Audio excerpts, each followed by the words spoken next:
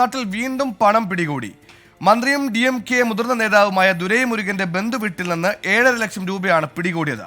തെരഞ്ഞെടുപ്പ് പ്രഖ്യാപിച്ചതിന് ശേഷം തമിഴ്നാട്ടിൽ നിന്ന് ഇതുവരെ 208 കോടി രൂപ പിടികൂടിയെന്ന് തെരഞ്ഞെടുപ്പ് ഫ്ലൈയിംഗ് സ്ക്വാഡ് അറിയിച്ചു.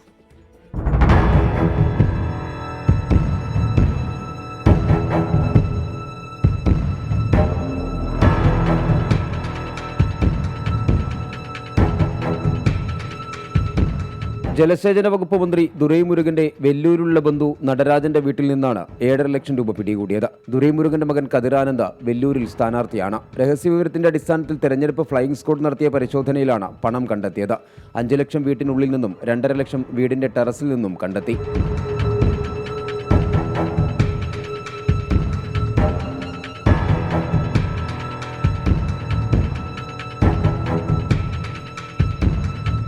ഇന്നലെ ട്രെയിനിൽ നിന്നും 4 കോടി രൂപ പിടികൂടിയ സംഭവത്തിൽ പണം കൊടുത്തുവിട്ടവരെ കണ്ടെത്താനുള്ള ശ്രമത്തിലാണ് പോലീസ്.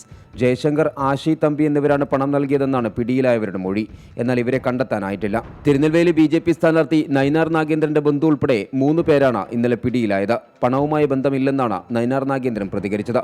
എന്നാൽ പോലീസ് ഇക്കാര്യം മുഖവിലയ്ക്കെടുത്തിട്ടില്ല. പ്രതികൾ ട്രെയിൻ ടിക്കറ്റിനായി EQ ഉപേക്ഷിച്ചത് നൈനാർ നാഗേന്ദ്രന്റെ ലെറ്റർപാഡിലാണെന്നും പോലീസ് കണ്ടെത്തി.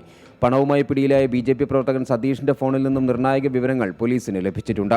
പിടിച്ചെടുത്ത പണവുമായി BJPക്ക് ബന്ധമില്ലെന്ന് സംസ്ഥാന അധ്യക്ഷൻ K. അണ്ണാമലൈ പറഞ്ഞു. പണവുമായി ബന്ധമില്ലെന്ന് നൈനാർ നാഗേന്ദ്രൻ തന്നെ പറഞ്ഞിട്ടുണ്ടെന്നും അണ്ണാമല കൂട്ടിച്ചേർത്തു. തമിഴ്നാട്ടിൽ പണം കണ്ടെത്തിയ സംഭവം ED അന്വേഷിക്കട്ടെയെന്ന് ആം ആദ്മി പാർട്ടി നേതാവ് സഞ്ജയ് സിംഗ് പ്രതികരിച്ചു. ഡൽഹിയിൽ നിന്നാണ് പണം കൊണ്ടുപോയതെന്ന് മൊഴിയുണ്ട്. പണം എവിടെ നിന്ന് വന്നതെന്ന് ജനങ്ങൾ അറിയണമെന്നും സഞ്ജയ് സിംഗ് ആവശ്യപ്പെട്ടു. 24 ചെന്നൈ.